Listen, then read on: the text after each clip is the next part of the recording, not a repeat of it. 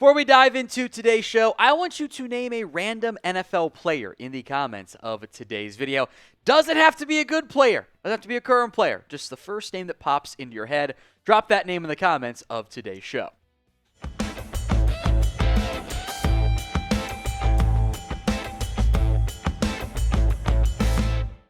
We're going to begin with more on the Jalen Ramsey front. That trade still seems pretty likely, but the exact timing of when and to what team still remains unclear. There was a bit of an update earlier today from Ramsey himself, who tweeted out this very cryptically, just 5...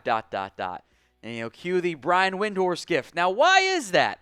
I think there's a reason. Hey, look, 5 is Ramsey's number. Acknowledge that first and foremost. But, maybe more insightfully, we are 5 days away from June 1st. And once we get to June 1st, it becomes far more financially feasible for the Dolphins to trade away Jalen Ramsey. As of right now, he has a $16.66 million cap hit. The pre-June 1st trade savings would be losing about $12.5 million in cap space. If they do it after June 1st, they save almost $6 million. And that pushes more dead money off into 2026. But remember, unused cap space goes over. The salary cap jumps every year. You'd rather spread it out because it just makes it easier to manage your team, manage your roster. And it still saves the same amount of cash, which is $21.1 million for 2025. There's non-guaranteed $21, $21.7, $24 million figures after that. But that's where we're at with Ramsey, where at this point, it doesn't make sense to not do this trade until after June 1st. That's the timeline that fits for really all parties involved. Can maybe get there for some minicamp stuff, but really would be in line with his new team for training camp. So whether it's June 1, June 2, June 3, a little bit longer, that does seem to be the general vibe expectation that he's going to get dealt. The question is to who? That is still unclear. There's an update from Adam Schefter we'll get to here in a moment. But who trades for Jalen Ramsey? Let me know in the comments section of today's show. Get your predictions in for me right now.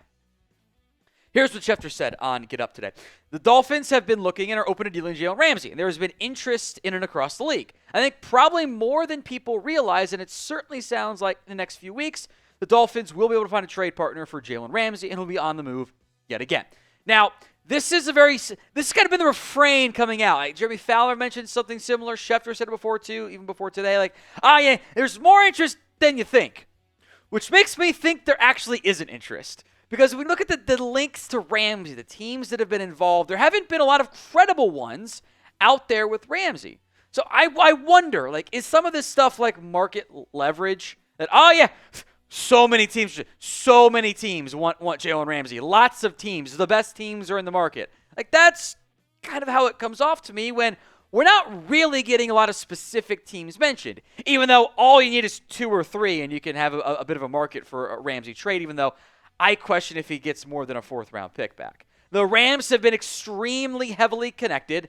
I think part of the potential market issues are also just the salary cap stuff going on. It's $20 million is a lot to pay for 1 year, 42 for 2. That's expensive. It's an expensive player to acquire. I think the Raiders, Chargers, haven't seen them specifically mentioned a lot. They make sense. The Ravens have been on like everyone's destinations list, even NFL.com's. Cardinals have been in there a little bit. I don't love that fit necessarily, but it's an option. Cowboys and Commanders were mentioned by Jeremy Fowler. We did break that down on Sunday here on Chat Sports, but I don't really buy those two as fits. That one felt like Dolphins leaked the interest, in air quotes, on the Cowboys and Commanders to drive up a market for Ramsey and get more in a trade back whenever that one ends up getting finalized. Now, NFL polos are available and on sale for a limited time, over 60% off for some of them. Go to chatsports.com/NFL polo. Link will be in the comment section and the description of today's show. There's going to be a lot of them. So you'll have to either search for your team or filter by your team, but they are available. Again, chatsports.com/NFL polo, up to 60% off, over 60% on some of them. Available on sale on Fanatics. Let's stick on the cornerbacks, or with the cornerbacks. Jaire Alexander. The Packers have reportedly offered a contract restructure to Alexander, but maybe even just as noteworthy, it's not agreed to. Yeah, Matt Steinman over at The Athletic had this to say. According to a source with knowledge of the situation, the Packers have proposed a restructured contract to Alexander, which tangibly demonstrates their interest in retaining the two-time All-Pro corner during an offseason in which they have been open to trading him. But Alexander and his agent, John Thornton of Rock Nation, have not agreed to a restructuring yet. Alexander, 28, wants to remain in Green Bay and has 2 years remaining on a then-record contract he signed in 2022 for $21 million per year. This is how the Alexander contract currently breaks down. He's got a $24.6 million cap hit. There's $17.5 million in cash owed if he were to be traded to somebody else, and Green Bay wants to get that cash figure down to save cap and save cash. The pre-June 1st, this is both for trade or cut savings, by the way, is 7.6. After June 1st, it does become 17. So if you could trade him after June 1st, that would save the Packers even more money because, again, it would push some of that remaining dead money out over 2 years. He's also owed $19.5 million in 2026, but it probably be viewed as more of a one-year, $17.5 million rental. When healthy, Alexander's been great. He has been an incredible football player, extremely talented, dynamic, all that stuff, but he hasn't played that much the last 2 seasons. And that's what kind of puts the Packers and Alexander in an awkward spot of like, when he's healthy, he's good. He's had some cornerback drama stuff, I'll call it, like going out for the coin toss when he wasn't supposed to and calling it the wrong way and almost causing issues there. But they want to retain him or at least get something back for him. So the longer this gets, the longer it goes to June 1, it just leaves a lot of uncertainty in this exact situation. So predictions. I think there's 3 options here, really. What ends up happening with Jaire Alexander and the Green Bay Packers? T for they trade him. They do get a draft pick back and they move on and save a bunch of cash. K for they keep him, in theory on a restructured contract. C for Alexander says no to the restructure and the Packers call his bluff and they part ways. T, K, or C? Let me know in the comments of today's show. As previously mentioned and reported by some Steelers outlets, Steelers had interest in Chris Olave. They had made trade calls. The Saints said no.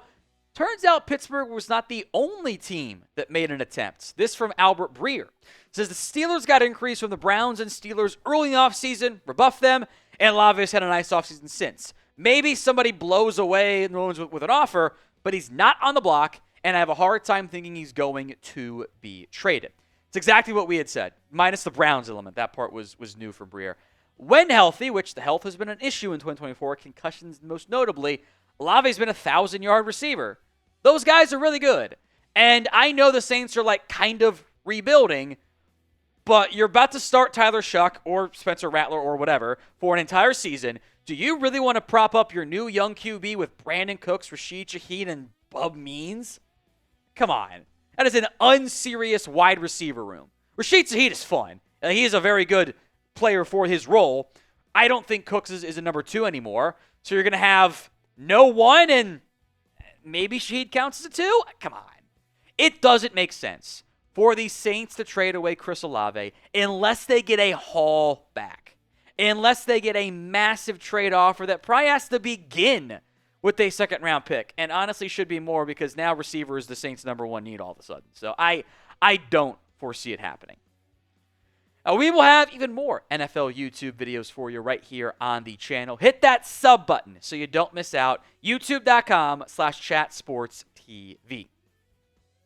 Let's talk James Cook. He is not present at the start of Bills' voluntary organized team activities as he is in the market for a new contract. Because it is voluntary, it is not technically a holdout.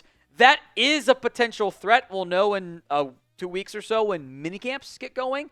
But Cook reportedly wanted $15 million per year, which, as we'll get into, isn't a wildly unfair ask, but it is an expensive ask, even with the running back market showing some growth as of late. Before we dive into it, would you pay James Cook $15 million per year? Y for yes, N for no. Let me know in the comments section of today's show. These are the highest paid backs in football right now. Saquon Barkley now up to 20.6. Christian McCaffrey's at 19. Then a big drop-off. Derrick Henry's at 15. That was a new deal. They kind of extended him for an extra season. Jonathan Taylor's at 14.